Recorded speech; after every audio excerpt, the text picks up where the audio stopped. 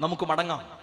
ഹിന്ദുവിനെയും മുസൽമാനെയും ക്രൈസ്തവനെയും മതമുള്ളവനെയും മതമില്ലാത്തവനെയും സിഖുകാരനെയും ജൈനനെയും ബൗദ്ധനെയും പാഴ്സിയെയും മതമുള്ളവനെയും മതമില്ലാത്തവനെയും സൃഷ്ടിച്ച പരമാണു മുതൽ പരമോടി സൃഷ്ടിവർഗങ്ങളെയെല്ലാം സൃഷ്ടിച്ചു പരിപാലിച്ചുകൊണ്ടിരിക്കുന്ന ഏകനായ നമ്മുടെ സട്ടാവിലേക്ക്, ഏകനായ ഉടയവനിലേക്ക്, പരമകാരുണ്യകനും കരുണാവാരിതയുമായ ഈ മഹാപ്രപഞ്ചത്തിന്റെ നാഥനിലേക്ക് നമുക്ക് തിരിച്ചു വരാം.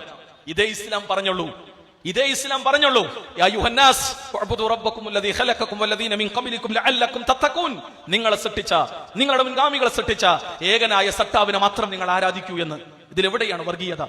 ഇതിലെവിടെയാണ് സ്വജനപക്ഷപാതിത്വമുള്ളത്? ഇതിലെവിടെയാണ് തീവ്രവാദമുള്ളത്? ഇതിലെവിടെയാണ് സങ്കുചിത ചിന്തയുള്ളത്? ഇതിലെവിടെയാണ് വർഗീയതയുള്ളത്? ഇതിലെവിടെയാണ് വിഭാഗീയതയുള്ളത്? ഇതല്ലേ ഐക്യത്തിന്റെ സന്ദേശം? ഇതല്ല മാനവികതയുടെ സന്ദേശം? ഇതല്ല മാനവ സഹോദര്യത്തിന്റെ സന്ദേശം?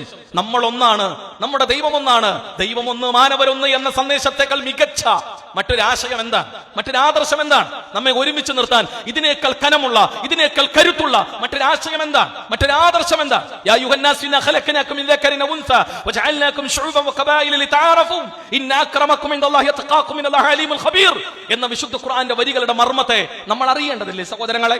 നമ്മളേവരും ഏകോദര സഹോദരങ്ങളാണ്.